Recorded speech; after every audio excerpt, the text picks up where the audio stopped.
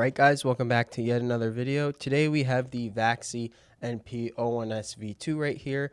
I did buy this secondhand, so I don't have the box, but let's get into the review. What actually comes in the box is a black cable and a 4K receiver.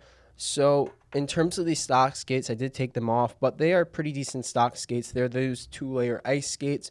So if you do take them off, you will not be able to get them back on again, but they are solid, so you don't need dots. I just prefer dots. I do think they should include an extra pair of skates in the box in case someone wanted to try dots and then kind of wanted to go back to full skates. So that's one thing I think they should include in the box. In terms of specs, this does come with a PAW 3950. The DPI is up to 3200, but what they should really do is in the web software, they should allow you to go higher than 3200 DPI. Most people don't go that high, but just maybe if there's a game where people might want to. But in terms of the onboard mouse settings for DPI, that's why it only goes up to 3200. That's fine. This does support up to 4K polling. I only tested on 1K just because Splitgate only works on 1K for some reason. But the 4K should work fine. In terms of battery life, I did have to charge this about once or twice. This lasted me about 3-4 days. I would say I didn't turn it off. I left it on standby overnight. If you do turn it off after every session, it should last significantly longer, maybe a week even. I don't know, but it's a decent battery, nothing insane. In terms of the coating is pretty solid. You don't really need grips. Thing with Vaxee mice, I would say they use a really good coating, but just where the clicks are, it gets like really sweaty, specifically right there. So it also would be nice if they put grips in the box like these, like this size, but it's again not really necessary. It's still a pretty solid coating. And in terms of this mouse, as I mentioned, it does have a web driver and it has some pretty good onboard mouse controls.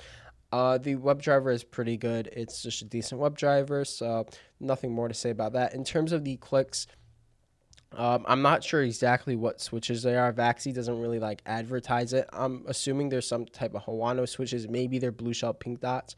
But these are the best feeling switch implementations I ever felt in a mouse. Here's the sound test.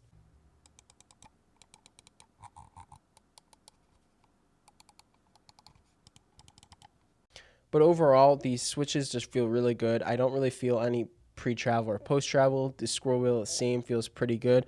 This scroll wheel felt noticeably better than the Vaxee Sora. It's just slightly taller. You can't really tell from here. It's just a pretty solid scroll wheel.